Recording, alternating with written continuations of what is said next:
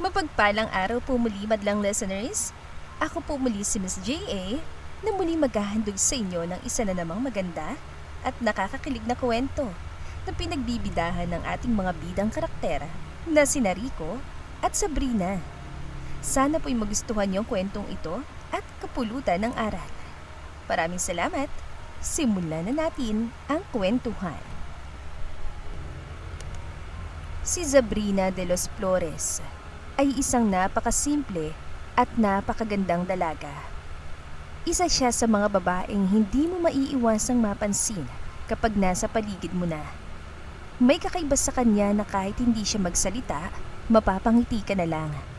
Marahil iyon ang dahilan kung bakit napakaraming lalaki ang nahuhumaling sa kanya. Pero huli ng lahat, dahil si Sabrina ay matagal nang taken.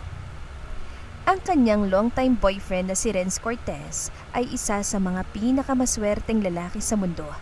Bakit? Paano ba naman kasi? Sino mag-aakala na ang crush ng bayan nung high school life nila ay magiging girlfriend niya pala?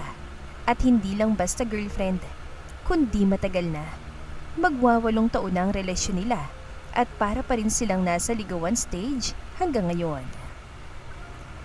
Walang naging third party. Walang away na malala. Kahit nga minsan, nagkakandapalpak si Ren sa napakaraming bagay. Napapatawad pa rin siya agad ni Sabrina. Imbes na mainis, nakukuyutan pa nga ang dalaga. Kasi ang totoo, kahit ano pang gawin ni Renz, kahit ilang beses pa itong magkamali at pumalpak sa napakaraming bagay, mahal na mahal pa rin siya ni Sabrina. At sa tingin ng dalaga, hinding-hindi na yon magbabago pa. Ang sikreto nila, simple lang. Pasensya, respeto, at pagiging simple. Sa totoo lang, ang away nila madalas ay tungkol sa kung saan kakain. Si Sabrina kasi, madalas, hindi makapagpasya kung Jollibee ba o Mang Inasal ang gusto niya. Si Renz naman, madalas magbigay ng sagot na, ikaw nang bahala. Kaya ayun, laging nauuwi sa coin toss ang kanilang usapan. Magsisi ang gustong magsisi.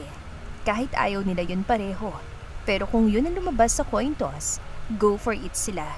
Kaysa naman mayat maya pa nilang pag-awayan kung saan magandang kumain. Alam naman din nila na sa huli, irurumingaling din nila yun. Pero sa kabila ng lahat, wala pa ring makakatalo sa saya at kilig ng relasyon nila. Tila ba ang kanilang love story ay isang pelikula na walang kontrabida. Puro good vibes na talaga namang madalang nang mangyari sa isang relasyon. Alam naman natin na sa panahon na ito, hindi mawawala ang babae o lalaking gagawin ng lahat para masira lang ang isang matatag at masayang relasyon. Ngunit alam niyo ba kung ano ang mas nakakakilig? Ang susunod na mangyayari sa buhay nila. Kasi ang akala nilang smooth sailing forever, mukhang may malaking twist na paparating. Isang araw, habang nagkakape si Sabrina sa beranda ng kanilang bahay, biglang dumating si Renz na parang hindi mapakali. Nakangiti ito pero halatang may tinatago. Zab, may sasabihin ako. Bunga di Renz sabang hawak ang isang maliit na kahon. Napakunot si Sabrina. Ano naman yan? Baka prank mo na naman to ah.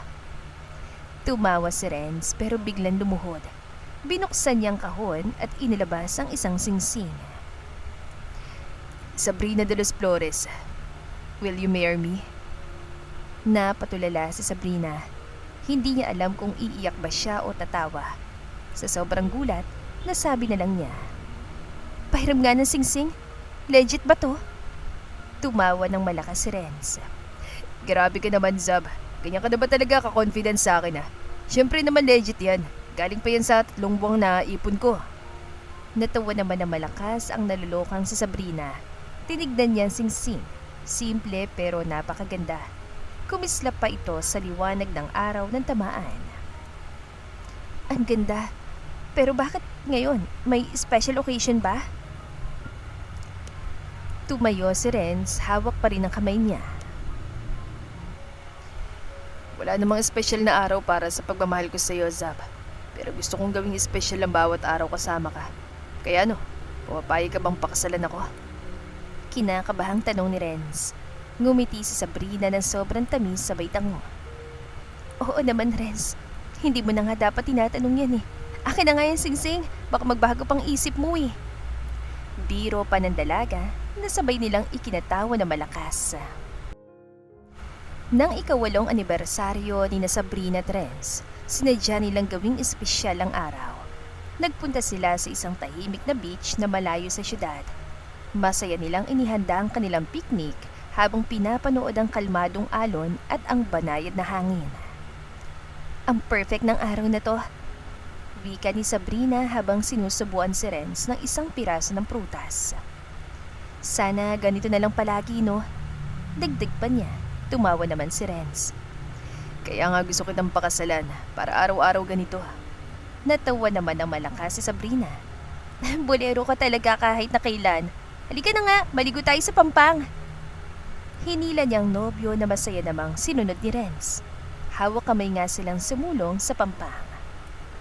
Habang naglalaro sila sa mababaw na parte ng dagat, biglang dumaan ang isang napakalakas na alon. Hindi nila inasahan yon, lalo na't kanina lang. Sobrang hinhin ng karagatan. Ang mas lalong hindi nila inaasahan ay ang biglang pagtangay kay Sabrina ng nakakatakot at malalaking alon. Renz! Naisigaw ni Sabrina habang nakataas ang isang kamay at nanghihingi ng saklolo bago pa siya tuluyang nilamon ng dagat. Agad naman tumalon si Renz sa direksyon ni Sabrina. Kahit malamig at malakas ang alon, walang alinlangan siyang sumuong sa dagat. Mabilis niyang narating si Sabrina at mahigpit nitong niyakap ng mahawakan. Zab, higpitan mong pagkakahawak sa akin. Aahon tayo. Kaya natin to. Wika pa ni Renz sa napakapursigidong boses habang pilit nilang nilalangoy ang nakakatakot na dagat. Nang malapit na sila sa Pampang, bigla na naman silang pinalayo ng alon mula roon. Ngunit sinika pa rin ni Renz na makalapit, lalo na't nakita niyang namumutla na si Sabrina. Ilang segundo lang ang lumipas nang bigla siyang nakaramdam ng pamumulikat. Shit, bakit ngayon pa? Tanong niya sa isip at muling tinignan si Sabrina. Zab, kaya mo ba lumangoy? Tanong niya habang pigil ang sakit ng pamumulikat. Hindi, Renz. Hindi ko kaya. Hindi ako marunong lumangoy.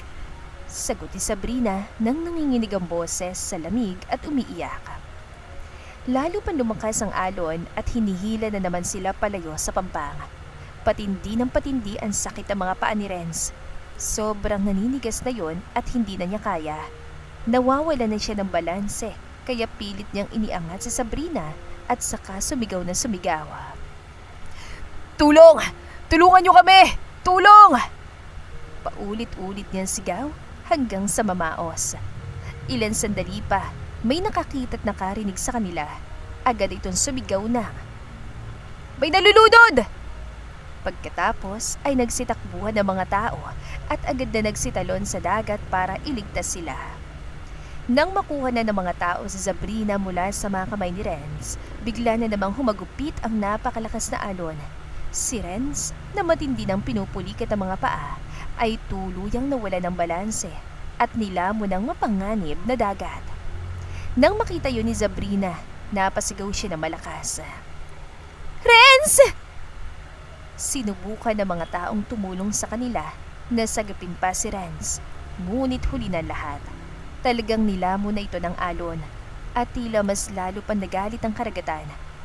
Wala silang nagawa kundi umahon habang si Sabrina ay nagwawala at gustong suungin ang napakadelikadong karagatan para iligtas si Renz. Ngunit ang mga taong nagligtas sa kanya ang pumipigil sa kanya. Hindi! Hindi, bitawan niyo ako! Kailangan ni Renz na tulong! Tutulungan ko siya! Tutulungan ko siya! Sigaw niya habang pumapalag sa 3 lalaking hawak-hawak siya. Masyado nang mapanganib! Hindi pwede! Sagot ng isang lalaki na may hawak sa kaliwang kamay niya. Pero boyfriend ko po yun! Ikakasal na kami! Fiancé ko po yung nalulunod. Please naman po gumawa kayo ng paraan. Iligtas niyo ang boyfriend ko. Sigaw niya.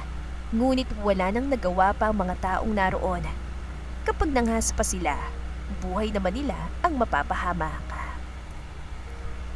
4 na araw pa lumipas bago tuluyang nahanap ang malamig at nakalobo ng bangkay ni Renz. Sira-sira ng damit ito, mabaho ng amoy at halos hindi na makilalang itsura.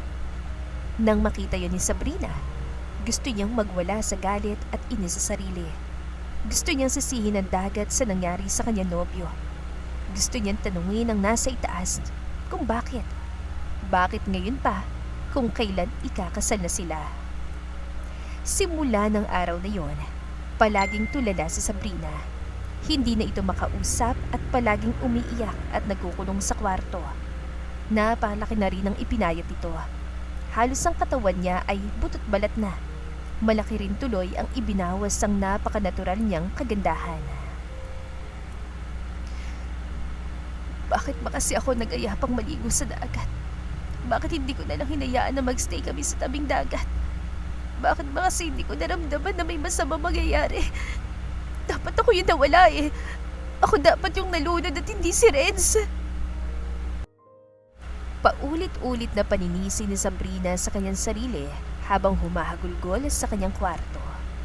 Tanging ang liwanag lamang na buwan mula sa bintana niya ang nagbibigay liwanag sa napakadilim niyang kwarto. Ang bawat luha niya ay tila hindi nauubos at kahit anong gawin niya, bumabalik pa rin sa isip niya ang araw ng trahedyang iyon. Madalas ay hinahawakan niya ang singsing na ibinigay ni Renz. Palagi niyang kinakausap yon ng tulala at wala sa sarili. Paano pa ako mabubuhay kung wala ka na? Umiiyak niyang sabi at napahugulgol na naman. Sobrang hirap, Renz. Hindi ko na kaya. Ngunit sa kabila ng lahat, ang ina ni Renz ang tanging nagiging sandalan niya. Sa tuwing nagkikita sila, ito ang nagdadala ng kaunting liwanag sa madilim niyang mundo.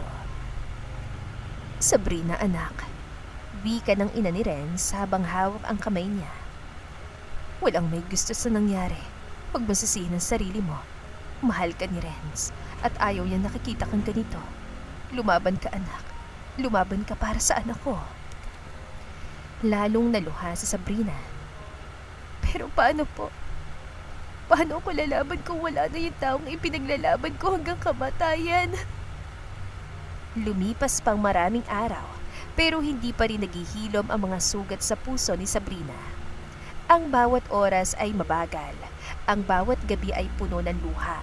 3 buwan ang nakalipas, pero para sa kanya, parang kahapon lang nawala si Renz. Ang lahat na nangyari nung ika-8th anniversary nila, sariwang-sariwa pa rin sa kanyang alaala. Sa magdamag ang pagluha ni Sabrina, nakatulog siya.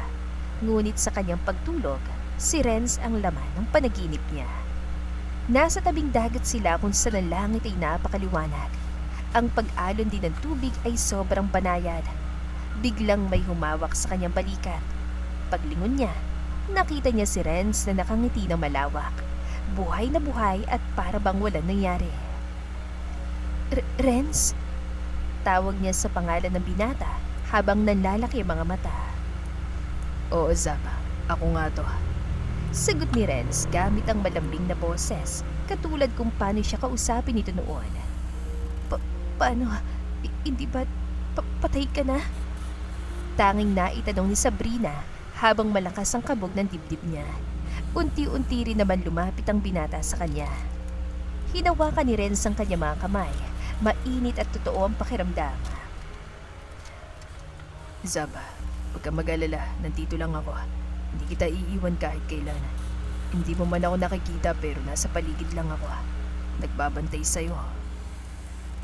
Renz, ang dami kong gusto sabihin sa'yo. At ang dami kong pagsisisi. Kung hindi ko sana... Hindi na naituloy pa ni Sabrina ang sinasabi nang ilapat ni Renz ang daliri nito sa labi niya. Huwag mo nang sisihin ang sarili mo, Zab. Walang may kasalanan. Alam kong ginawa mo lahat para iligtas ako. Hindi mo kailangang magdusa dahil dito. Diyakap siya ni Renz na mahigpit. Gusto ko lang naman na maging masaya ka, Zab. Kaya ako nandito para ipalam sa'yo na mahal kita. At Gusto kong ipagpatuloy mo ang buhay mo. Huwag ka matakot. Hindi kita iiwan. Pagkatapos sabihin yun ni Renz, biglang lumakas ang hangin sa paligid at tila unti-unti itong nawawala. Renz, huwag kang umalis, please! Sigaw ni Sabrina habang nanginginig ang boses. Ngunit ngumiti lang si Renz at Anya. Hindi kita iiwan, Zab. Nandito lang ako. Palagi. Napabalikwas ng bangon si Sabrina nang tuluyang maglaho si Renz sa harap niya. Nang ma-realize niyang panaginip lang pala yun, nasapu niyang dibdib niya. Renz, bulong niya sa pangalan ng lalaki at nagsimulang tumulo ang mga luha. Ngunit ang tignan at pakiramdaman niyang paligid, bigla siyang nanlamig. Nayakap niya tuloy ang sarili. Miss na kita, mahal ko. Bulong niya habang nakapikit, lumuluha at pinakikiramdaman ng malamig na hangin yumayakap sa kanya. Ilan sandali pa, napatingin siya sa singsing na hawak niya. Ngumiti siya tumango. Sige, Renz. Susundin kita. Salamat. Bulong niya. Pangako, ipagpapatuloy kong buhay ko. Para sa'yo. Mahal ko. Dugtong pa niya. Ngumiti siya kahit nasasaktan. Saka muling bumalik sa pagkakahiga at ipinikit ang kanyang mga mata. Maraming salamat sa sakripisyo mo para lang mabuhay ako, Renz. Salamat sa ginawa mo. Tatanawin ko napakalaking utang na loob sa iyong bagay na yon. I love you, Renz. Salamat. Isang gabi, nagising si Sabrina dahil sa malakas na ulan sa labas ng bintana niya. Idagdag mo pang kumakalam niyang sikmura dahil hindi siya nakapaghapunan kanina. Nakatulog kasi siya agad dahil sa pagod sa trabaho, tapos traffic pa sa EDSA. Nang hindi matiis ang gutom, bumangon siya mula sa kama at tumingin sa bintana. Mas masarap kumain kapag ganitong umuulan at malamig ang panahon. Anya sa isip at saka dahan-dahang bumaba mula sa kama. Nagpunta siya sa kusina para tignan kung may natira pa siyang pagkain kaninang umaga. Nang buksan niyang ref, halos wala itong laman kundi tubig at gulay na gusto nang mapulok. Nang silipin naman niyang lamesa, wala rin itong kalaman-laman. Napabuntong hininga tuloy siya. Ayoko namang magluto sa ganitong oras. Bulong niya. Muli siyang bumuntong hininga pagkatapos ay bumalik na lamang muli sa kanyang kwarto. Kinuha niya ang cellphone pagkatapos ay sumandal sa kama. Mag-order na lang ako online. Anya at malawak na napangiti. Habang nag-i-scroll sa app, napaisip siya. Ano kaya masarap na pagkain? Tanong niya sa sarili habang nilalaro ng daliri niya ang cellphone na hawak. Mag-Jollibee kaya ako? O kaya McDonald's? Nag-isip siya saglit. Gusto ko ng Chicken Joy. Pero gusto ko rin ng McSpicy. Ay, ang hirap naman mag-decide. Tumingin siya sandali sa kisame at nag-isip. Ay, Jollibee na nga lang. Ngunit bago pa siya makapag-click, natigilan siya. Paano naman si Renz? Mabilis niyang tinanggal ang kalungkutan sa isip. Ay, nababaliw na ako. Hindi na makakakain si Renz ng ganito. Ay, naku naman, Sabrina. Jollibee na lang tapos movie marathon. Final answer na yon. Nag-order siya at muling nag-browse sa cellphone niya habang naghihintay sa kanyang order. Ilan sandali pa, bigla na lamang may tumawag sa cellphone ni Sabrina. Tinignan niya yon at nang unregistered number ang nakita niya, bigla siyang natuwa at na-excite. Ito na siguro yung delivery rider. Anya at agad na sinagot yon. Yes, hello? Tanong ni Sabrina. Hello ma'am, good evening. Jollibee po. Saan po ba yung exact address niyo? Malapit po ba kayo sa paggawa ng hollow blocks? Tanong ng rider mula sa kabilang linya. Ngunit si Sabrina ay bigla na lang naniga sa kinuupuan dahil ang boses na naririnig niya ay ang boses ng nobyo niya. Renz? Kumunot ang noo ng rider. Po, sorry po pero Rico po ang pangalan ko. Napabalik naman sa tamang huwisyo si Sabrina at agad na sinagot ang tanong ng rider. Nang matapos ang tawag, nasapu niya ang sariling dibdib. Bakit kaboses sa kaboses siya ni Renz? Nababaliw na ba ako? Bulong niya sa kanyang sarili nang nagugulumihanan. Matapos ang ilang minuto, narinig niyang isang malakas sa pagkatok sa pinto niya. Agad siyang bumangon sa kama at nagpunta sa sala. Binuksan niya agad ang pinto at pagbukas niyon, animoy binuhusan siya ng sangkatutak na malamig na tubig sa buong katawan niya. Ibig niyang manigas nang wala sa oras. Ang kabog tuloy ng puso niya ay napakalakas. Paano ba naman kasi? Ang lalaking nasa harapan niya ngayon ay ang nakangiting figura ng yumao niyang nobyo. Renz? Nauutal niyang tawag sa lalaki. Po, Rico nga po ang pangalan ko. Pamimilit naman ang nakangiti pero naguguluhang lalaki. Bigla namang nakaramdam ng pagkahilo si Sabrina at dahil doon, bigla na lamang itong nawala ng malay sa harap mismo ng delivery rider na napasigaw pa dahil sa gulat. Pagkagising ni Sabrina, ramdam pa rin niyang pagkahilo. Nang mapatingin siya sa lalaki, ay saka pa lang siya napasigaw at napaatras. Hala, si madam, parang nakakita ng multo. Kumakamot sa ulong sabi ng delivery rider. Sino ka ba? Ano bang pangalan mo? Ikaw ba talaga yan, Renz? Lalong kumunutan noon ang delivery rider. Mas lalong sumakit ang ulo niya. Madam, hindi nga po Renz ang pangalan ko. Ako po si Rico, isang delivery rider ng Jollibee. Pagpapaliwanag naman ng lalaki, ngunit si Sabrina ay mas lalo lang naguluhan. Mula ulo hanggang paa kasi, kamukhang kamukha ito ni Renz. So, paano po? Baka pwede ko na pong makuha yung bayad. Kanina pa po kasi tumatawag yung boss ko. Nagagalit na po dahil may di-deliver pa po ako. Tanong ng binata. Wala sa sariling iniabot ni Sabrina ang bayad sa lalaki. Pagkatapos ay umalis na rin ito agad nang maiabot sa kanyang orders niya. Napalunok tuloy ng malapot na laway sa Sabrina habang kinakabahan ng sobra. Hindi kaya may kakambal si Renz na hindi nasabi sa akin. Pero paano? Sabi niya only child lang siya.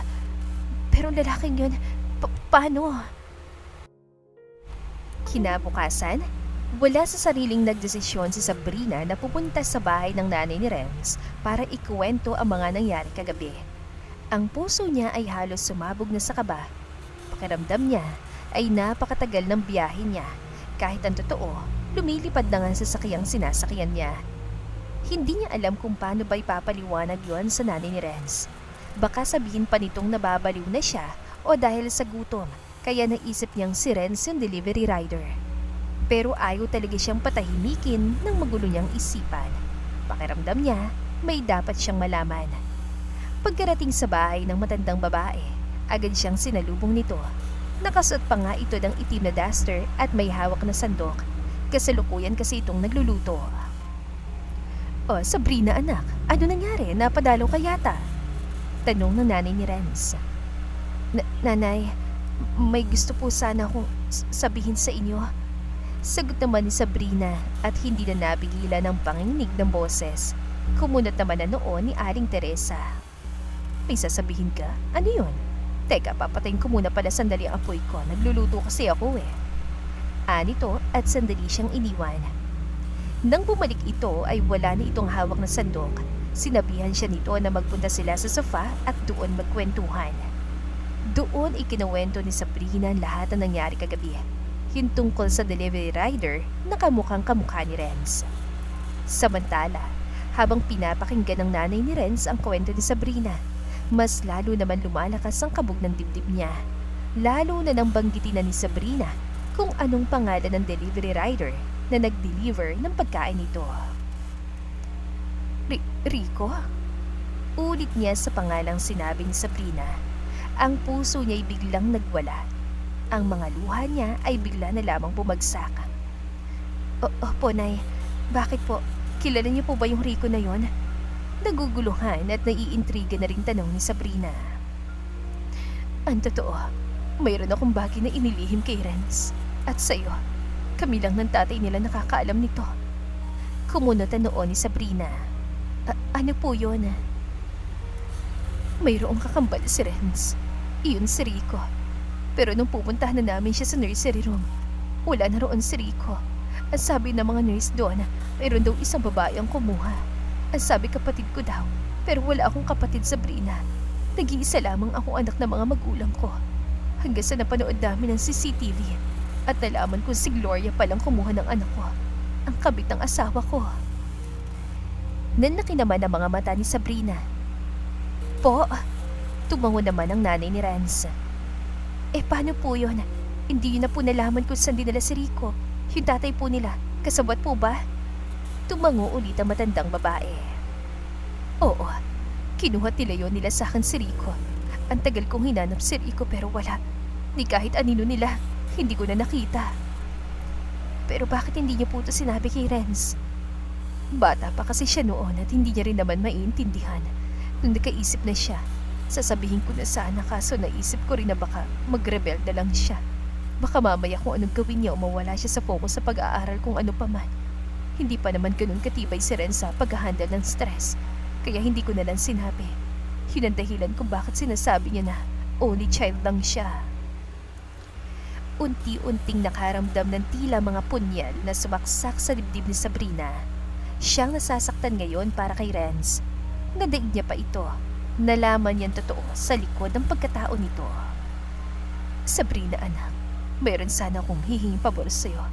Maaari mo bang hanapin si Rico para sa akin? Nagmamakaawa ako anak. Siya na lang natitirang pamilya ko. Siya na lang ang meron ako, Sabrina. Pakiusap. Anito sa kabila ng pagmamakaawa at lumuhod pa sa harap ng dalaga. Nagulat naman si Sabrina at agad na pinaupo muli sa sofa ang nanay ni Renz. Huwag po kayong lumuhod. Ako na pong bahala. Hahanapin ko po si Rico para sa inyo at para na rin kay Renz. Kahit sa ganung paraan man lang, masuklian kong ginawa niyang pagliligtas sa akin sa tiyak na kapahamakan kahit ang buhay niya pa naging kapalit. Napangiti naman ang matandang babae at paulit-ulit na nagpasalamat. Dahil sa revelasyon at pakiusap na yon, hindi na nagdalawang isip pa si Sabrina na gumawa ng paraan upang mahanap si Rico. Nang maalala niya ang tawag ng delivery rider nung gabi na umorder siya, agad niyang kinuha ang cellphone niya at binuksan ang recent calls niya. Nang makita niyang unregistered number na nasa pinakaunahan ng calls niya, biglang kumabog na mabilis ang puso niya. Ito na yung number na lalaking yun. Bulong niya sa sarili. Nanginginig ang mga kamay niya habang tinititigan ang numero. Huminga siya ng malalim at denial yon. Naikuyom niya rin ang kamao. Sumagot ka please, sumagot ka. Ilang beses siyang nag-missed call, ngunit ang binata hindi sumasagot. Gayunpaman, inaraw-araw ni Sabrina ang pagtawag sa binata hanggang isang araw. Yes, hello? Sagot ni Rico mula sa kabilang linya na ikinabuhay naman ang kaluluwa ni Sabrina. Rico? Nanginginig niyang tawag sa pangalan ng binata.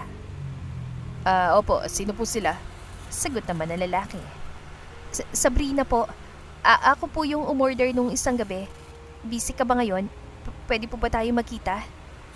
Diretsa ang tanong niya at baka bigla pang ibaba nito ang tawag. Saglit namang natahimik ang lalaki bago sumagot. Pasensya na po, Miss Sabrina. Ang dami ko pong delivery ngayon eh. Sobrang busy ko po. Pasensya na. Anito at ibababa na sana ang tawag nang biglang magsalita sa Sabrina na ikinatigil niya. Baka pwede kahit sa ibang araw. Bukas, sa makalawa o kahit next week please. May gusto lang sana akong itanong tungkol sa'yo. Lalo namang kumunot ang noo ng lalaki.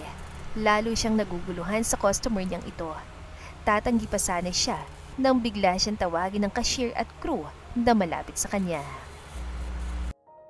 Sir Rico, pahatid naman po nito. Utos sa mga ito sa kanya.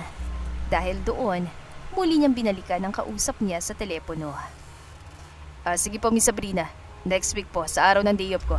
Tatawag po ako sa inyo at makikipagkita. Ibababa ko na po ito dahil magde-deliver pa po ako. Wika ng binata na hindi na hinintay pa ang sagot ni Sabrina. Agad niyang ibinaba yun at nagtungo sa harap ng cashier at crew na naka-assign para ibigay ang i-deliver niya. 500 daw ang cash ni customer, 445 ang order niya. Heto agad ang sukli, makibigay na lang din ah. Nakangiting utos ng kahera. Okay, noted po. Anito at kinuha ng pagkain at sukli. Samantala, nakaawang ang bibig ni Sabrina nang tignan ng cellphone na kanina lang ay nakatapat sa tainga niya. Hindi man lang muna ako pinagsalita. Medyo naiinis niya pang sabi, pero na maisip na makikita niya itong muli, hindi na siya makapaghintay. Gustong gusto niya na ulit na makita ito. Gustong gusto niya nang makita ang kamukhang figura ng kanyang yumaong nobyo. Isang linggo lumipas, tumawag na rin kanina si Rico at libre na raw ito para makipagkita sa kanya. Agad siyang naligo, nag-ayos at nagtungo sa parke kung saan sinabi nitong address. Sandali siya naghintay dahil mas maaga siya ng 10 minuto kaysa sa nakatakdang oras. Ngunit habang papalapit ang oras, ang kaba sa puso niya ay lalong hindi niya maipaliwanag. Palakas na yun ang palakas. Tila ang puso niya isasabog na nang wala sa oras hanggang sa mapatingin siya sa direksyong maaring daanan nito. At ayon, saktong pagtingin niya ay ang paglapit naman ng binata sa kinaupuan niya. Para tuloy nag-slow-mo ang paligid. Parang puro puti ang lahat at tanging si Rico lamang ang nakikita niya. Ang puso niya, mas kumakabog pa nga ng mas malakas. Nasapu niya tuloy yun nang wala sa oras. Diyos ko, si Renz. Naibulong niya kahit si Rico naman talaga ang papalapit sa direksyon niya. Nang makalapit ng binata, nagsalita ito. Hello po, Miss Sabrina. Kayo po yun, tama? Magalang nitong tanong sa kanya. Nahaitikom naman ni Sabrina ang nakabukang bibig niya. Pagkatapos ay lumunok ng laway at tumungo. Ako nga, tama ka. Nauutal pang sagot ng dalaga. Okay lang po ba kung magkape muna tayo? May alam akong coffee shop dito at nag-o-offer din sila ng masasarap na tinapay. Hindi pa po kasi ako nag-aalmusal at nagugutom na ako. Anito na ikinabalik naman ni Sabrina sa tamang wisyo. Sige, tara. Utal-utal pa rin sagot ni Sabrina. Habang tumatagal kasi, mas tumitriple pa ang kabang nararamdaman niya. Pakiramdam niya ay multo ni Renz ang kasama at kausap niya. Kamukhang kamukha kasi nito ang nobyo niya mula ulo hanggang paa. Pati boses hindi talaga pinalagpas. Nang makarating sila sa coffee shop na sinasabi nito, ay agad silang naupo malapit sa glass window. Habang kinakausap ni Rico ang waiter para sa mga order nila, hindi maiwasang matulala ni Sabrina. Parang si Renz talagang kaharap niya. Ang mga galaw, boses at maging ang ekspresyon ng mukha nito ay walang pinagkaiba. Naluha siya ng hindi sinasadya, na para bang gusto niyang yakapin si Rico at sabihin kung gaano niya namimiss si Renz. Samantala, bigla namang napansin ni Rico na kanina pang nakatulala at nakatitig sa kanya si Sabrina. Agad niyang tinanong ito. Miss Sabrina, okay lang po ba kayo? May problema po ba? O may dumi ako sa muka? Pasensya na po, tinanghali kasi ako ng gising kaya hindi na ako nakapagayos sa muka. Pero naligo naman ako at nag-toothbrush. Biro pa nitong ikinabalik na naman ni Sabrina sa tamang huwisyo. Natawa din ito. Ayan, tumatawa na kayo. Bakit nga po pala ninyo ako gusto makausap? Akala ko kung sino na tong palaging tumatawag sa akin eh. Pasensya na kung halos 1 linggo bago ko sinagot ah. Baka kasi mamaya modus na naman. Modus? Opo. Dati kasi may tawag ng tawag sa akin tapos na-scam ako. Nagpakilala kasi siya na kapatid ng nanay ko na kapag nagpadala daw ako ng 10,000, masusundo niya ako at mahatid niya ako sa nanay ko. Kaso, scam naman pala. Hindi man pala talaga siya kapatid ng nanay ko. Natigilan si Sabrina. Bakit? Sino ba nanay mo? Sabi nila tatay, ang pangalan ng nanay ko ay Teresa Cortez. Pero huwag ko daw hanapin si nanay kasi pinabayaan lang daw nito ako. Pero kahit na, ayoko pa rin. Patay na si tatay. Si nanay na lang yung natitira sa akin kaya gusto ko pa rin siyang mahanap kahit na pinabayaan niya pa ako. Nangilid naman ang mga luha ni Sabrina at muling nagtanong. Ano namang kinamatay ng tatay mo? Nagka-cancer siya, Miss Sabrina. Ang kulit kasi, palaging umiinom kaya yon, tinamaan ng laman loob na hindi dapat tamaan. Biglang nalungkot si Sabrina. I'm sorry, hindi ko na yata dapat tinanong pa. Okay lang po, kayo po ba? Bakit nga po pala ulit gusto niyo ako makausap? Tanong nito na muling ikinatibok ng mabilis ng puso ni Sabrina. Ano kasi? Here's your order na po. 2 mocha latte at 2 chocolate cake. Enjoy! Biglang singit ng waitress habang inilalapag ang pagkain. Natulala si Sabrina. Ito rin ang paborito kong kape at cake kapag kumakain kami sa mga ganitong coffee shop ni Renz. Bulong niya sa isip at hindi na naman naiwasan ang mapaluhan ng bahagya. Oh, Miss Sabrina, bakit po? Ayaw niyo po ba itong pagkain? Papalitan ko, huwag na po kayong umiyak. Hindi, ayos lang. At saka huwag ka nang magpo at opo. Huwag mo na rin akong tawagin, Miss Sabrina. Zab na lang.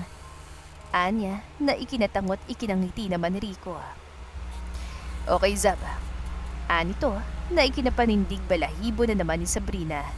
Boses sa boses talaga yun ni Renz. Rico, sa tingin ko, may dapat kang malaman. Natigilan naman sa paghigop ng kape si Rico at pinunasan ng tissue ang labi niyang nabasa ng kape. Po, ano po ba yun? Kuryosong tanong nito. May kakambal ka, Rico. Napakunot lalo noon ni Rico. Po? Oo, tama. May kakambal ka. Yung ex-boyfriend kong namatay. Imbes sa malinawan, mas lalong naguluhan si Rico.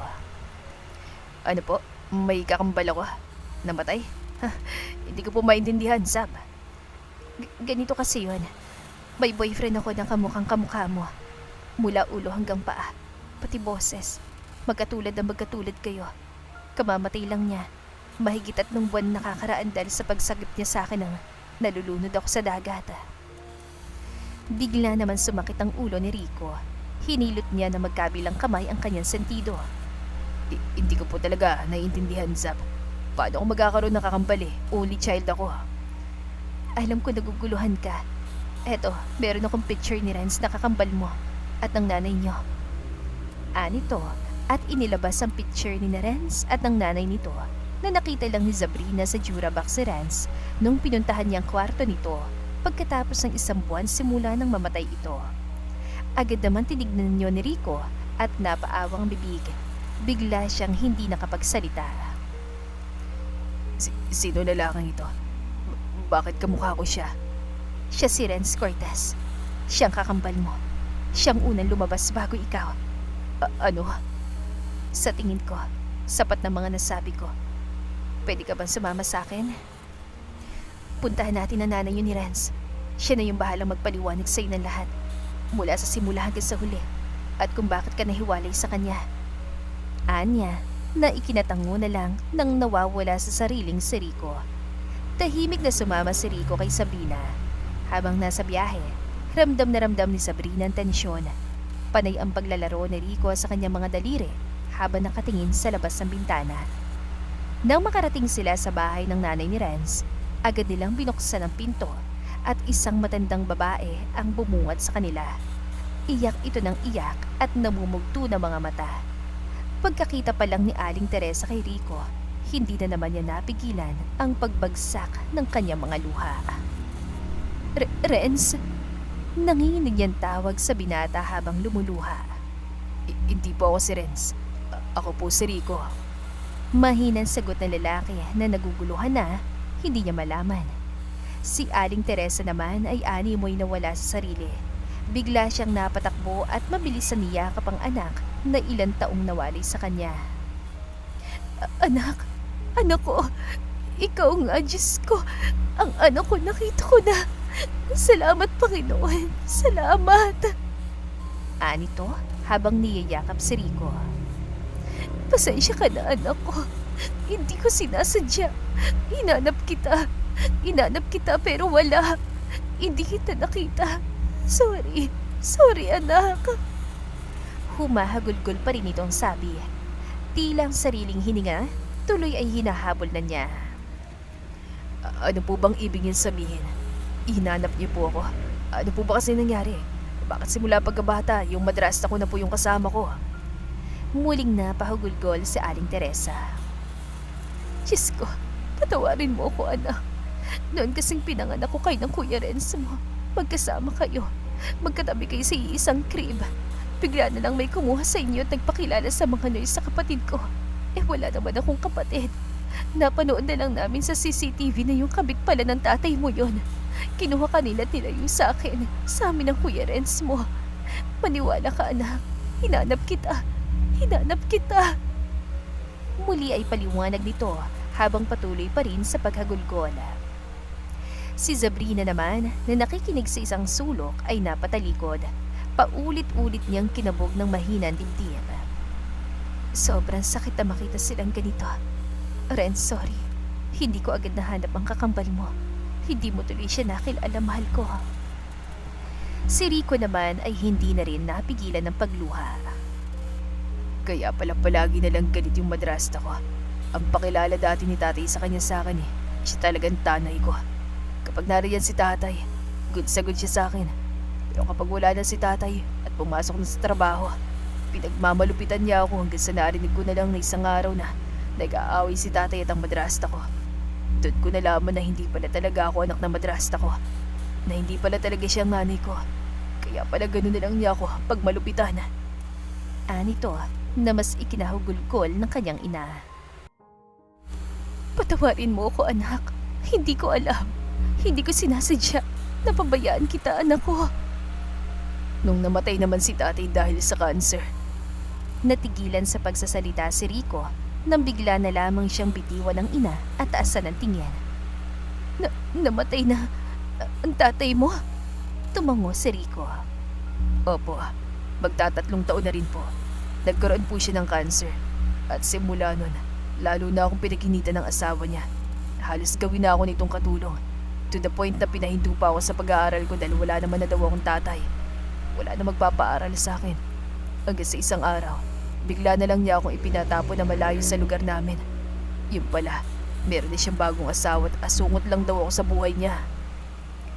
Anito at sandaling tumigil sa pagsasalita. Tumira ako sa gilid ng mababahong basurahan. Naranasan kong kumain ng panis sa tira-tirang pagkain. Naranasan kong mamalimos sa loob ng halos 6 na taon hanggang sa nakarating ako sa isang bahay ampunan. Nagmakaawa ako sa kanila na kahit janitor lang, papasungoy ako. Pero imbes na bigyan nila ako ng trabaho, kinupkup na lang nila ako. Mahabang pagpapatuloy ng binata at napahagulgol na rin sa pag-iyak na sinabayan pa ng nadudurog na puso ng kanyang ina. Maging si Sabrina ay napapahagulgol na rin. Alam niyo po ba, tinulungan nila ako makabangon ulit. Pinag-aral po nila ako doon tapos tinulungan nila ako maghanap ng trabaho. Hanggang sa naging bagger ako, naging salesman sa department store, naging tagapak ng mga pagkain sa pabrika, hanggang sa naging delivery rider. Sa tulong po nila nakabangon ako ulit. Pero alam niyo po, kahit sobra pong pinagdaanan ko masasakit at mahihirap, ni minsan, hindi ko po kinalimutan na meron akong nanay na hahanapin pa. At eto na nga, nahanap ko na po kayo, nanay. Ang dalas ko mawala ng pag-asa. Pero ang Diyos, ni minsan hindi ako binigo. Kaya siguro niya ako pinatatag para pag nagkitan tayo, kakayanin ko malalaman ko. Pero nay, ano po ba nangyari sa kakambal ko? Bakit? Bakit po siya namatay? Bakit siya nalunod, nanay? Bakit? Hagulgol niya na mas lalong ikinaiyak nilang lahat.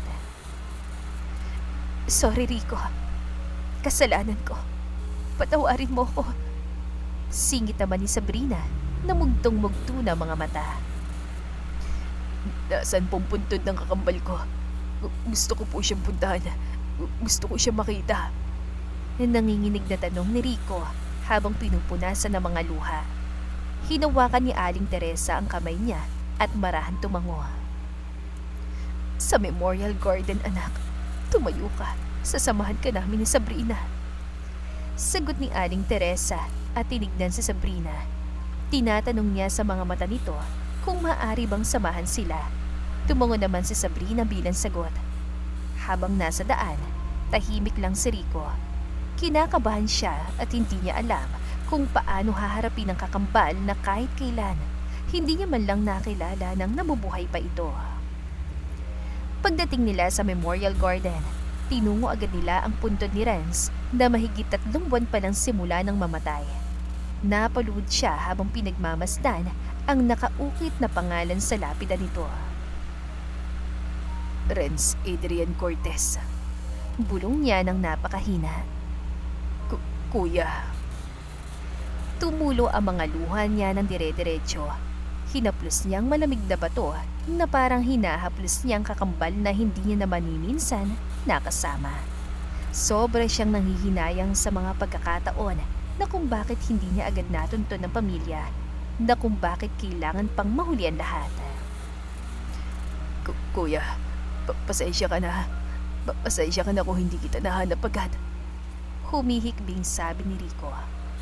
Kung alam ko lang na may kakambal ako, ginawa ko lahat para makilala ka. Kung alam ko lang. Sana kahit si tatay man lang, sinabi niya sa akin ng totoo tungkol sa'yo. Naniwala ako na only child lang niya ako pero hindi. Hindi pala totoo yun. Samantala, tahimik na tumayo si Sabrina sa likuran ni Rico habang pinipigilan ng sariling mapaluha. Masakit para sa kanya na makita si Rico sa ganong kalagayan, lalo na't alam niyang si Renz ang dahilan kung bakit ito umiiyak. At dahil alam niya sa sarili niya, siyang dahilan ng pagkamatay ng kakambal nito. Muli naman nagsalita si Rico. Kuya, kahit huli na, gusto kong malaman mo. Mahal na mahal kita bilang kakambal ko. Kahit hindi tayo nagkita ni minsan, alam kong palagi ka lang nandito at ginagabayan mo kami. Sana masaya ka na kung nasan ka man ngayon. Ilan sandali silang nanatili doon. Walang kahit na sino man ang nagsasalita at tanging hangin at mga ibon lamang ang naririnig nila hanggang sa nagsalita na si Sabrina. Rico, kung namimiss mo talaga ang kuya mo at gusto mo siya makilala na masigit pa, magsabi ka lang.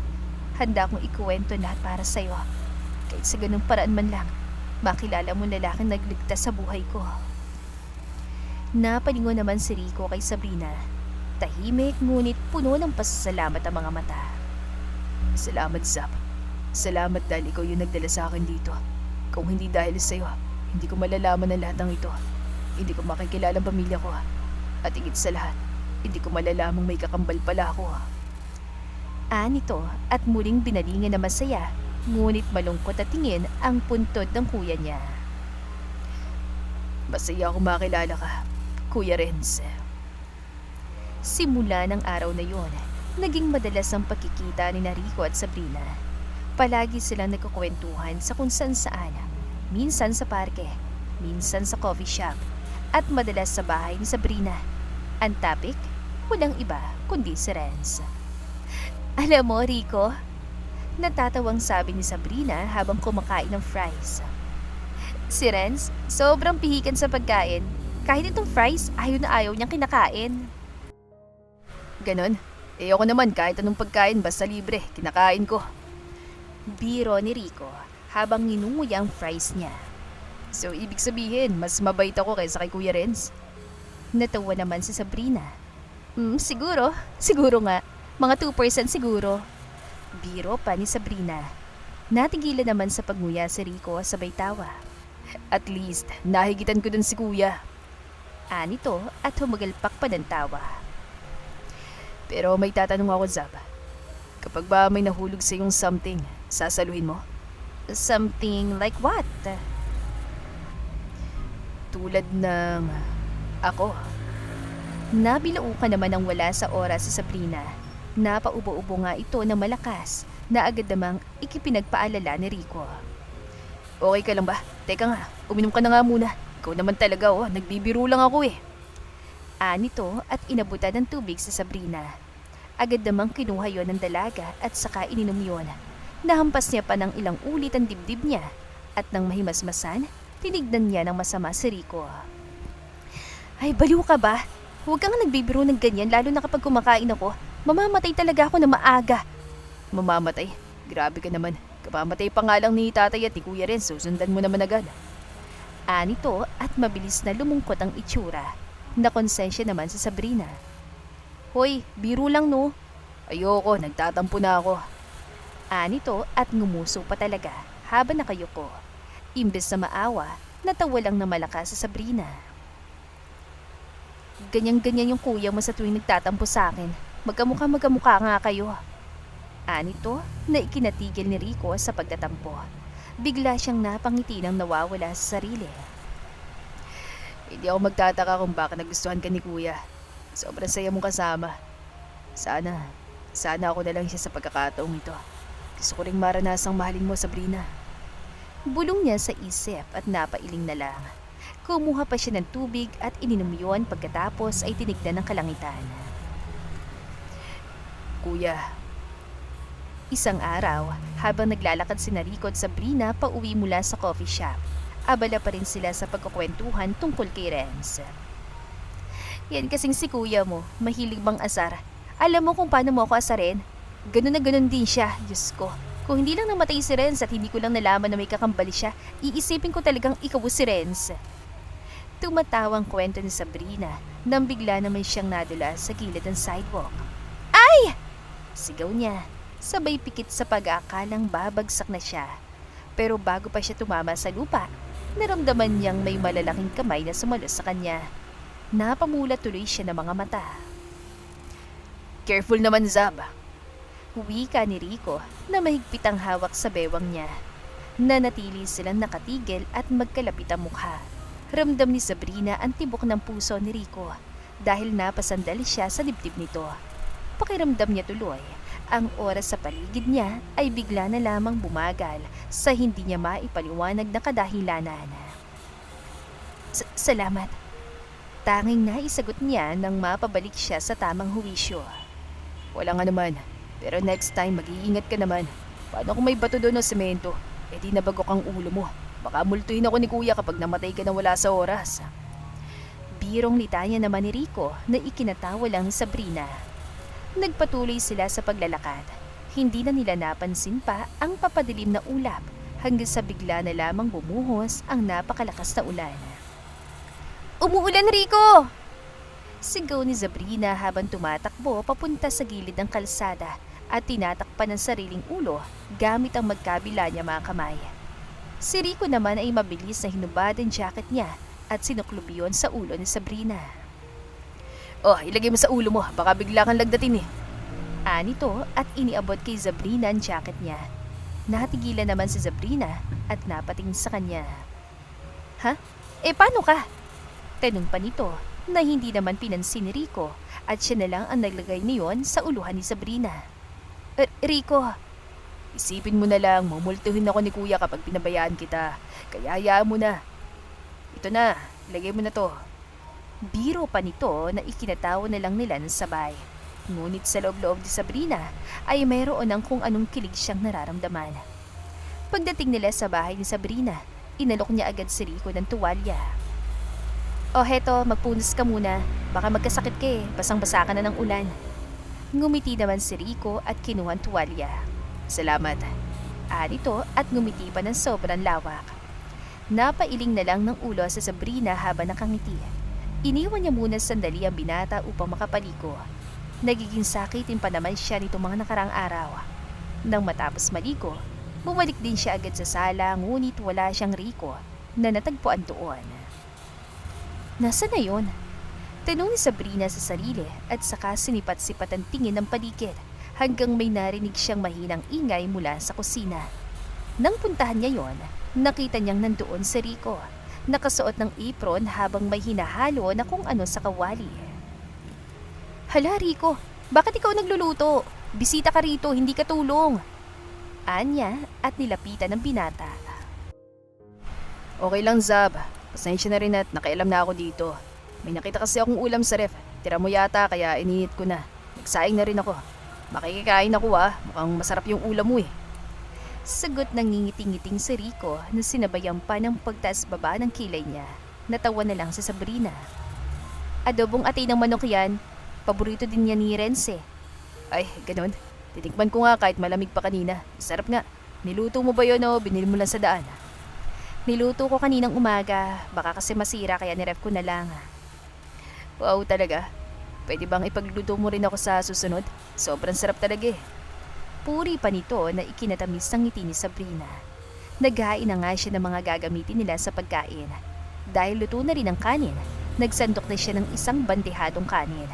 Si Rico naman ay nagsandok ng ulam at nang makitang bandehadong kanin ay napahagalpak siya ng tawa. Mukhang mapapalaban ako sa kanin na yan, Saba. Anito na ikinataw pa nila ng sabay. Sa buong pagkain, abala silang kumain na parang mga patay gutom. Halos walang nagsasalita dahil sa abalang subo ng subo.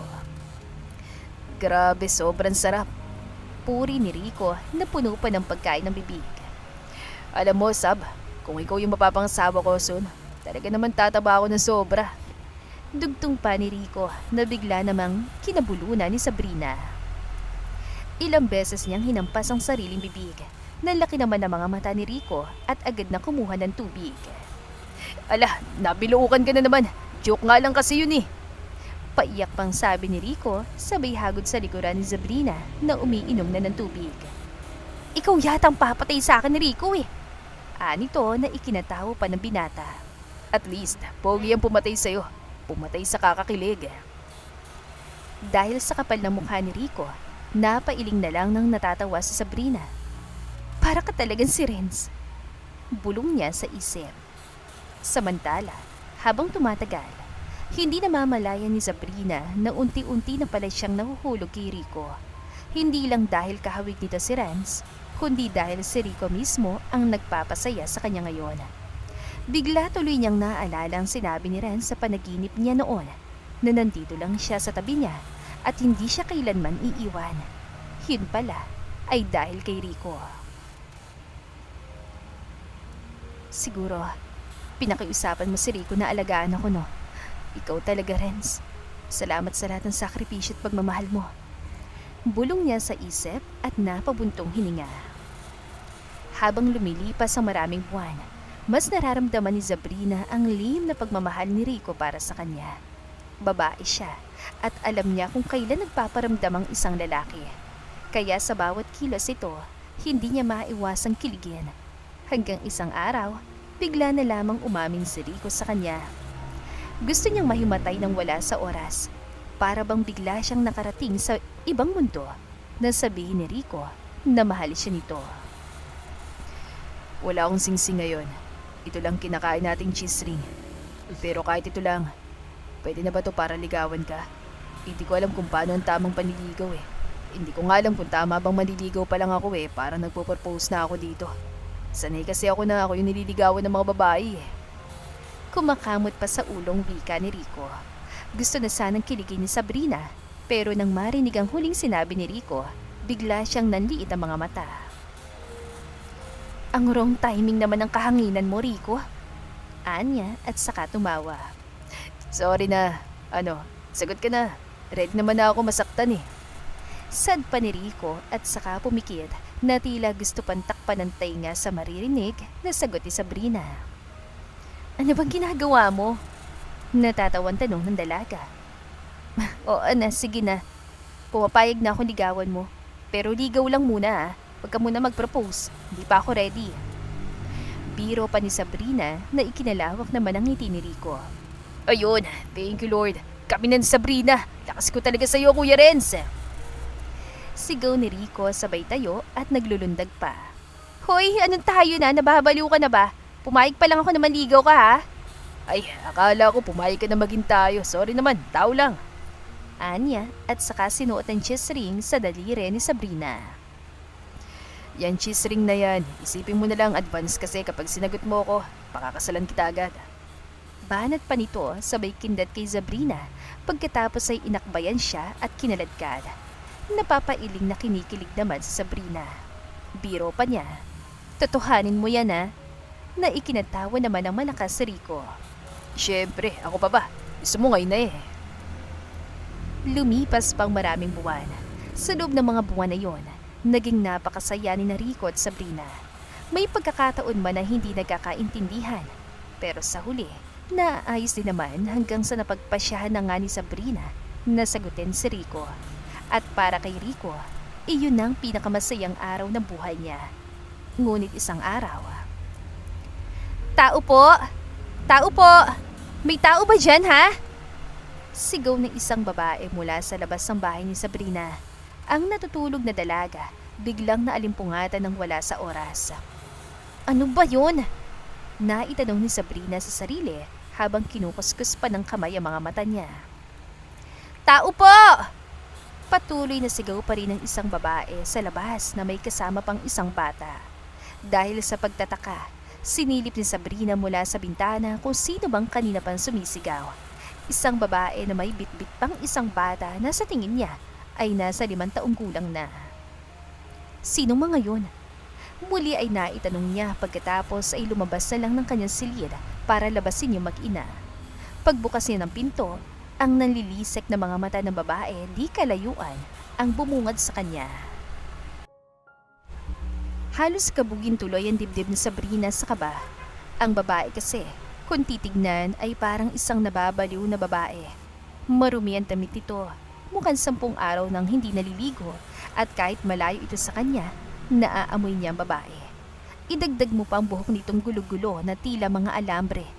Ang dala din nitong bata ay kapareha ng babae. Madumi at magulo rin ang itsura.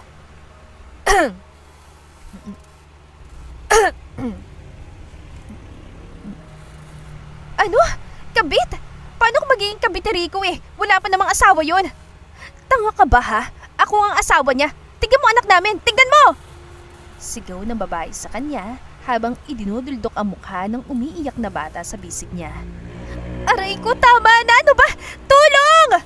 Sigaw naman ni Sabrina, subalit walang nakakarinig. Malakas kasi ang ulan at hating gabi na. Sino pa bang makakarinig sa kanya? Bitawan mo ko, ate. Hindi ko alam ang sinasabi niyo. Manahimik ka. Layuan mong asawa kung ayaw mong patayin kita katulad ng ginawa ko sa mga naging babae niya. Banta ng babae sa kanya. Pagkatapos ay tinulak siya ng malakas, dahilan upang ang ulo niya ay tumama sa matigas sa pinto na naging dahilan ng sandali niyang pagkawala ng malay. Napangisi naman ng babae at bigla na lamang dinuruan si Sabrina sa mukha. Pagkatapos ay sumisigaw ito ng, papatahin ko kung sino man ang mga agaw sa asawa ko! Habang naglalakad na palayo. Samantala, ilang segundo pa ay agad ding nagkamali si Sabrina. Wala na sa paligid niyang babaeng may kasama pang bata. May malagkit na laway din sa mukha niya na naging dahilan ng pagniwi niya. Dahil doon, agad siyang tumakbo papasok sa loob ng bahay niya, nilak ang pinto at agad na naligo. Habang naliligo, diring-diri siya. Halos 5 beses na nga yatang sinabon ang mukha niya dahil ang laway na yon sobrang baho. Talagang napakabaho. Sino ba kasi babaeng yon? Anong kabit ang pinagsasasabi niya? Baliw ba siya? Paano magkakaroon ng asawa si Rico eh? Binata yun ang nanligaw sa akin. Ay, iba na talagang mundo ngayon, nakakaasar na. Iritang sabi ni Sabrina pagkatapos ay pinagpatuloy ng pagligo. Kinabukasan, tanghali na namagising siya. Hindi pa sana siya babangon pero may kung sino na ang bumabato sa pintuan niya. Nang silipin niya sa bintana kung sino yun, yung babae na naman kagabi na may dalang bata. Siya na naman, sino ba talaga babaeng yun? Irita na niyang tanong sa sarili. Pagkatapos ay agad na tumawag ng mga pulis. Hello po, patulong naman po ako. Meron pong baliw na nasa harap ng bahay ko at pinagbababato po ng mga bato yung pinto ko. Pakiusap. Pakipuntahan po ang address na itatext ko. Okay miss, papunta ng mga pulis. Mag-ingat ka at huwag na huwag ang lalabas. Bilin pa ng pulis na nakausap niya na siya naman sinunod niya. Tinawagan na rin niya si Rico. Hello love, nasan ka ngayon? Nagdi-deliver pa ako love, mamaya after nito, dyan ako dediretso. Sagot naman ng kanyang nobyo. Sige, mag-iingat ka ha. Mamaya na lang tayo mag-usap. Anya at muling sinilip ang babaeng may dalang bata. Makalipas pang ilang sandali, dumating na rin agad yung mga pulis sa tinawagan niya at sa kabutihang palad ay nakuha na ng mga ito ang babaeng nanggugulo sa kanya. Nakahinga tuloy siya na maluwag. Nang masigurado niyang naipasok na ng mga otoridad ang babaeng iyon sa sasakyan nila, saka lamang siya lumabas at sinabi niyang kagabi pa ito nanggugulo sa kanya.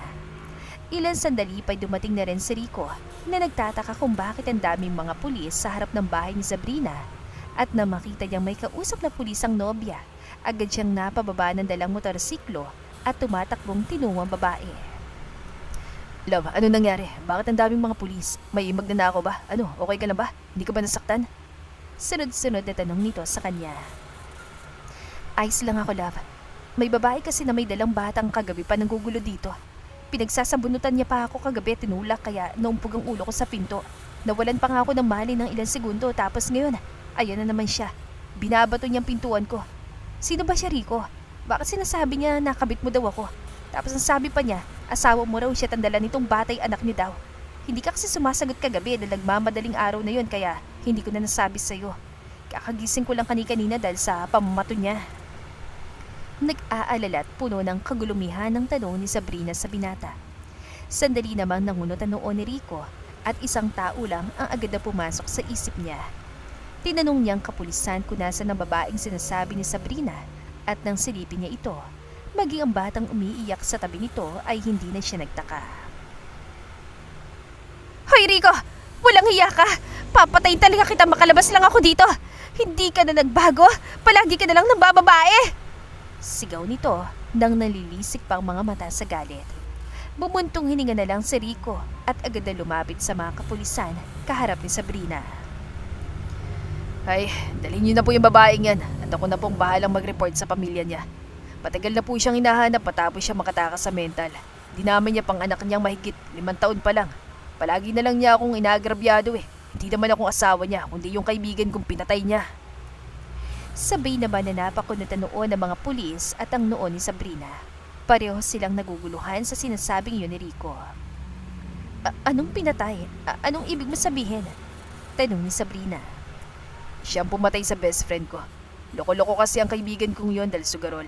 Palaging nangungutang sa kung sino-sino. Palaging umiinom at naninigarilyo. Tapos kung sino-sino pang babaeng inuwi sa kanila. Kaya yung asawa niya, tuluyan ang nabaliw dahil sa mga pinagagagawa niya. Isang gabi bigla na lang daw nagdilim ang paningin niya at napatay niya sa saksakang asawa niya. Naikulong yan ng ilang linggo pero dahil lumalala ng problema sa pag-iisip, lalo na't hindi niya matanggap na nakapatay siya ng tao, lalo na't sarili niya pang asawa. Dinala na siya sa mental. Hanggang sa nakatakas nga yan at hindi na nahanap pa. Hindi ko nga alam kung paano ako natuntun yan eh. Iniisip niya kasi na ako yung asawa niya dahil palagi kaming magkakasama ng asawa niya dati. Nagulat naman si Sabrina sa kwentong iyon ni Rico. Napatingin tuloy siya sa babaeng hanggang ngayon ay nagwawala pa rin sa loob ng kotse. Nakakaawa naman pala siya kung ganun. Ako mas nakakaawa. Bago naging tayo, bago pa man din tayo nagkakilala, nakailang girlfriend na rin ako. Pero dahil baliw nga yan, palagi na lang hinahanap yung mga nagiging girlfriend ko na tapos ginugulo niya rin katulad ng ginawa niya sa'yo. Kaya ang ending, walang tumatagal sa aking babae. Nagkanda trauma sila sa pinagagawa ng babaeng yan. Sa tuwing hahanapin ko naman yan, hindi ko na makita. Mabuti na lang at nahuli na ng mga pulis. Kuwento pa ni Rico, sabay buntong hininga at napailing pa. Tumango-tango naman si Sabrina. Ay, kaya pala. Bulong niya sa isip at nagpasalamat na lang sa mga pulis na nagpaalam na at aalis na. Si Rico naman ay muli siya nilingon. Sigurado ka bang okay ka lang? Wala bang masakit sa'yo? Wala, maayos lang ako. Ikaw, kumusta ang pagde-deliver mo? Okay naman. Nakakapagod lang kasi ang daming deliver ngayon. Sobrang traffic pa. Nito at inakbayan na si Sabrina papasok sa bahay nito. Anong gusto mong pagkain? Ipagluluto kita para mabawasan ang pagod mo. Wika naman ni Sabrina na ikinapalakpak naman ng magkabilang tainga ni Rico. Ayan ang gusto ko sa'yo eh. Siyempre, walang iba kundi yung pangmalakasan mong adobong atay ng manok. Gusto ko yon. Sa araw-araw na ginawa ng Diyos, ang relasyon ni Sabrina at Rico ang naging napakasaya. Nalaman na rin ng nanay ni Rico ang tungkol sa relasyon nila.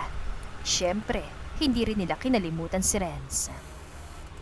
Kuya Renz, panimula ni Rico habang pinapahid ng kamay ang mga alikabok sa lapida ng kakambal. Kami na nga po pala ni Sabrina. Sorry kung ako pa sa dinarami-rami ng tao sa mundo ah. Hindi ko sinasadyang magustuhan si Sabrina eh. At hindi rin ako umasa na magugustuhan niya ako pero nangyari. Gayun pa man, alam ko naman ako nabubuhay o nakakapagsalita ka lang ngayon. Sa akin at sa akin mo rin siya ibibinin. Huwag kang mag-alala Kuya Renz. Ako nang bahala kay Sabrina. Pangako ko na hindi ko siya sasaktan. Mamahalin ko siya ng higit pa sa pagmamahal na ina na ibigay mo sa kanya. Salamat Kuya. Magpahinga ka na. Ako nang bahala sa babaeng mahal na mahal mo. Pagkatapos sabihin ni Rico ang mga bagay na yon, bigla na lang umihip ng malakas ngunit napakalamig na hangin. Tila yumayakap yon sa buo niyang katawan. Bigla tuloy siyang nilamig, ngunit sa huli ay napangiti. Salamat Kuya. Nilingon niya si Sabrina pagkatapos niyon. Nakangiti ito at naluluha. Mahal na mahal ka talaga ng kuya mo, Rico. At mahal na mahal din kita. Nito pagkatapos ay lumapit kay Sabrina at hinalikan nito sa labi. Mabilis pan lumipas ang 5 taon. Naging abala si Sabrina sa pamamalengke dahil naubusan na ng laman ang refrigerator niya. Habang namimili ng mga sariwang karne, bigla naman tumawag si Aling Teresa. Hello po, Nay. Napatawag po kayo. Hello, Sabrina. Pwede ka bang umuwi muna dito saglit? Si Rico kasi umuwi nang naliligo ng dugo. Na-aksidente raw siya. Hit and run daw, anak. Hindi ko alam ang gagawin. Hindi ko siya kayang buhatin. Dadali natin siya sa ospital. Bilisan mo, Sabrina. Hala, ay Diyos ko po, Nay. Papunta na po. Anya, at ang binibili niyang atay ng manok sa tindera ay bigla na lamang niyang tinakbuhan. Hala, hoy, babae! Yung pinakilo mong atay! Narinig yung sigaw ng tindera, ngunit hindi na yon nilingon ni Sabrina. Anak ng teteng, bakit ba siya na-aksidente? Sigaw niya sa isip at agad na pumara ng tricycle. Manong, bilisan po natin! Yung boyfriend ko daw po ay na-aksidente. Isusugod po natin sa ospital. Ay naku po, saan daw na-aksidente? Teka! Nito at mabilis na pinadyak ang tricycle nito para umandar muli. Nang matapos ay bumusina siya ng bumusina para makaraan sila sa matinding traffic.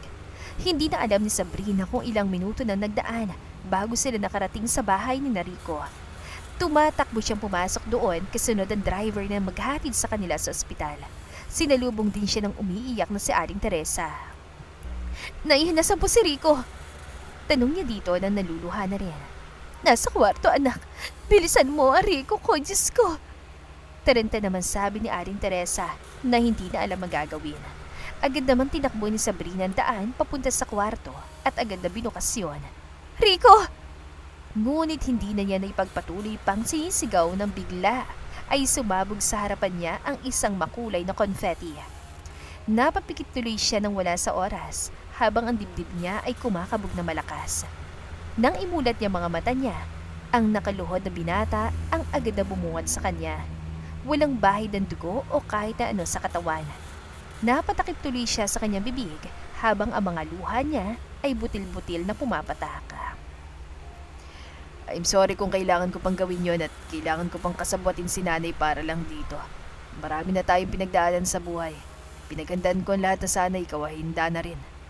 Love, can you make this guy in front of you the happiest man in the whole world? Will you marry me? Tanong ng binatang napakagwapo sa suot nitong formal na damit. Si Sabrina naman ay napapikit. Gusto niyang masyak sa mga nangyayari.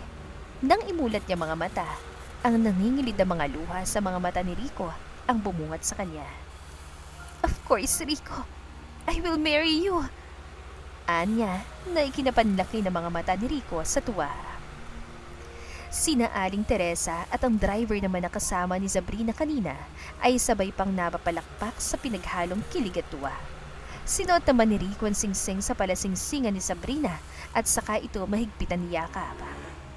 Thank you, love. Thank you so much. Anya at saka hinalikan sa harap ng ina at driver si Sabrina. Nagkatingin na naman ang dalawa sa likod nila at nagkayayaan na lumabas na lang upang ang dalawa ay masulit ang araw na yon ng proposal ni Rico. 2 buwan pa lumipas, matapos sa sikasuhin ng lahat ng mga papeles, idinaos na nga rin agad ang kasal nila. Nang magpalitan ng vows at sansing, hindi na naiwasan ni Sabrina ang maiyak.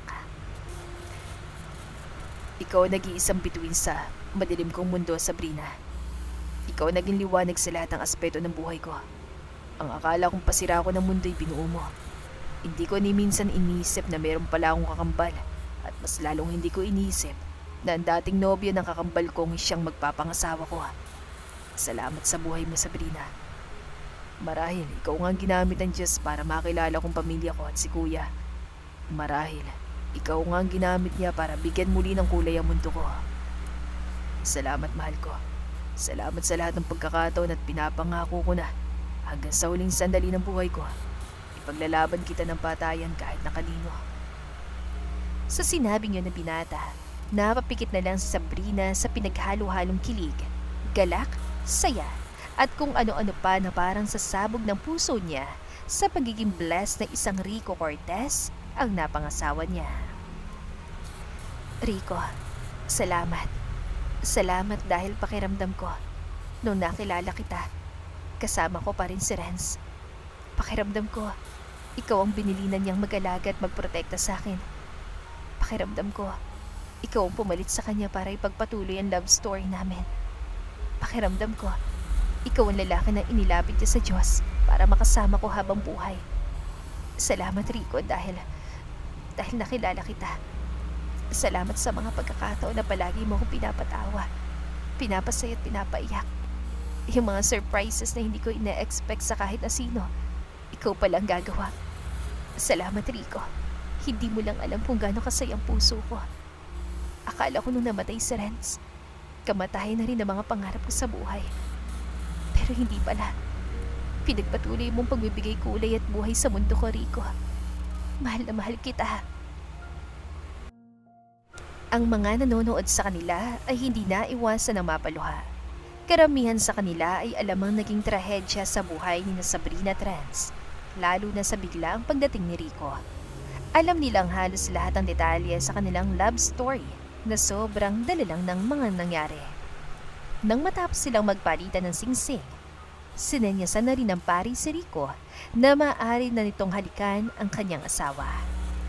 Sa harap ng altar, ng pari at ang simbahan, higit sa lahat, sa harap ng Diyos, ipinangako nila sa isa't isa na hanggang dulong pagmamahalang ang Diyos mismo ang nagbuklod.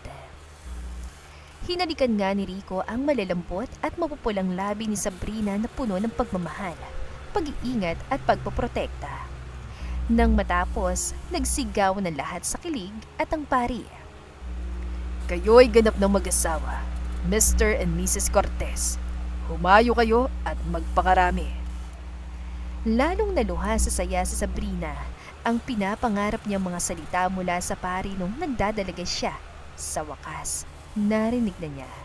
Kasamang lalaking ang Diyos mismo ang nagbigay sa kanya. Ipinagpatuloy nila ang pagsasaya ng kasalang yon sa isang mamahaling restaurant na puno ng saya, kilig at pagmamahalan ang buong araw na yon at kinagabihan. Pinagsaluhan nga ni Sabrina at Rico ang unang gabi nila bilang isang mag-asawa. Mahal na mahal kita, Mrs. Cortez.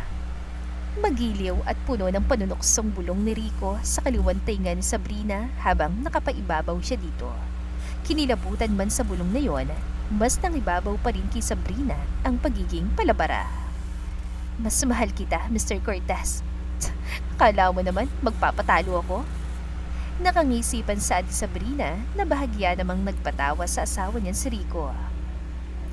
Ibang klase ka talaga, Sabrina. Hindi ko inisip na ganyan ka pala katuso. Sagot naman ni Rico at saka muling siniil ng halik sa Sabrina. Napuno ng halinhinan ang buong kwartong yon. Ang gabi na kailanman, hindi makakalimutan ni Sabrina. Ang gabing ipinadama sa kanya ni Rico ang tunay, buo at kakaibang pagmamahal na ngayon niya lang naranasan. Salamat sa buhay mo, Rico. Kinalaunan, nagbunga nga rin agad ang pagmamahalan nilang yon. Nang isilang ni Sabrina ang anak nilang lalaki ni Rico, ay laking gulat nila ng kamukhang-kamukha ni Rico at Renz yun. Dahil doon, Renz Adrian Cortez II nga ang ipinangalan nila dito. Dahil sa biyayang anak ng Diyos sa buhay ni Sabrina at Rico, mas lalo pang pinagbutihan ni Rico ang pagtatrabaho. Ilan taon pa siya nag-ipon hanggang sa nakapagbukas siya ng isang maliit na negosyo. Isang coffee shop yon dahil bata pa lang ay hilig na talaga niyang kape at ganoon din si Sabrina. Alam din kasi nila na paboritong-paborito din ni Renz ang kape, bata pa lamang. Kaya't pinangalanan nga nito yung RZR, Renz Sabrina Rico Coffee Shop. At hindi nagtagal, lumago nga iyon at pumatok sa merkado. Si Rico tuloy ay mas lalo pa nagsumikap sa buhay. Ibinigay niya ng todo ang lakas niya sa paghahanap buhay hanggang ang coffee shop nga nilang yon, wala pang 1 taon simula ng buksan, ay nagkaroon na nga agad ng 2 pang branch sa Maynila at Pangasinan. Si Sabrina naman ay todo suporta sa asawa. Siya na nga rin mismo minsan ang nag-iimbento ng iba pang kape na sa tingin niya ay papatok sa kanilang negosyo. Lumipas pa 5 taon, ika-5 taon na rin ang kanilang anak At sa mismong kaarawan nito, si Sabrina ay muli ngang nagdalang tao at hindi lang isa, kundi dalawa. Oo, kambal nga. Ang side kasi ni Sabrina ay may lahi ding mga kambal at ganoon din ang side ni Rico.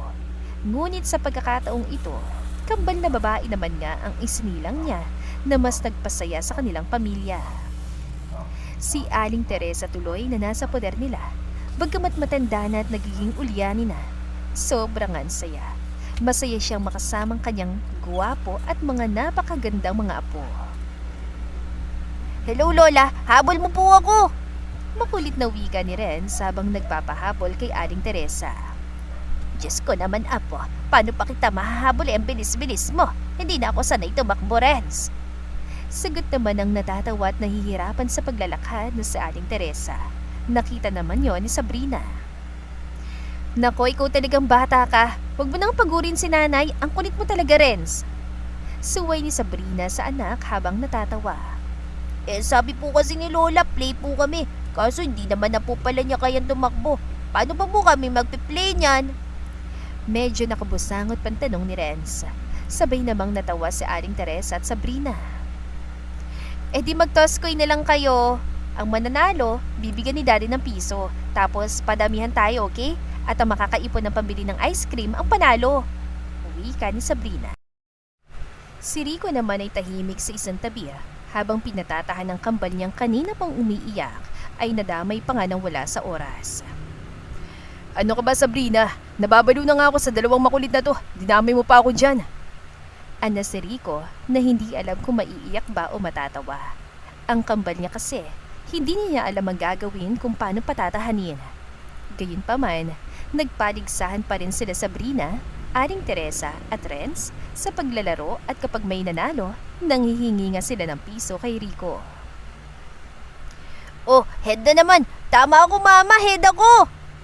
Tumatalon sa sayang sabi ni Renz sabay takbo palapit sa kanyang ama. "Papa, head po ang lumabas! Head po yung sagot ko kanina! Pengin piso!" Bida pa nito sa ama habang nakalahad pa ang dalawang kamay at nagpapakyut. Natatawa naman siyang binigyan ng piso ni Rico na siya ng huling barya ng ama sa bulsa. "Yay! Panalo ko! Kumpleto na yung pambili ko ng ice cream!" Masayang sigaw ni Renz at nanduman ang nagtitinda ng ice cream. Hinabol niya ito agad at bumili. Sina Aling Teresa at Sabrina naman ay masaya lang siyang pinagmamasdan. Ganyan-ganyan din si Renz nung bata pa. Gagawin ng lahat para lang makaipon ng pambili ng ice cream. Umiiling-iling na kwento pa ni Aling Teresa. Si Renz tuloy na tila isang usok na nagmamasid sa kanila sa isang sulok ay sobrang saya.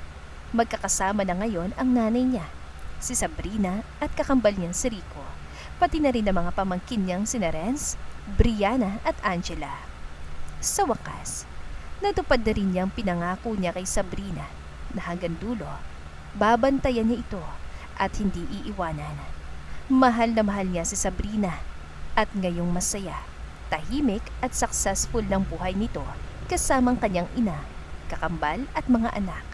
Maluwag sa puso na siyang magpapahinga kasama ang Diyos na nasa itaas. Mahal na mahal kita, Sabrina. Mahal na mahal kita. Hanggang sa huli. Bulong niya bago unti-unting naglaho na tila isang usok na lumilipas sa hangin. Sina Sabrina at Rico naman na abala na ngayon sa pagpapatahan sa kambal ay nagkatitigan. Sabay pa silang natawa, sabay bulungan. I love you, Sabrina. I love you too, Rico. Paano? Triplets naman ang gawin natin mamayang gabi. Tumataas sa babang kilay na panunokso pa ni Rico sa asawa. Hinampas naman ni Sabrina ang braso niya habang ang magkabilang pisngi ay bigla na lang namula. Baliw, ikaw kaya mga anak dyan? Anito na ikinahalakak pa nila ng sabay. Magmula nga noon ay mas masaya silang namuhay na magkakasama hanggang sa huli. At dito na po nagtatapos ang ating kwentong pag-ibig. Maraming salamat po sa pakikinig. To God be the highest glory. Hanggang sa muli. Paalam!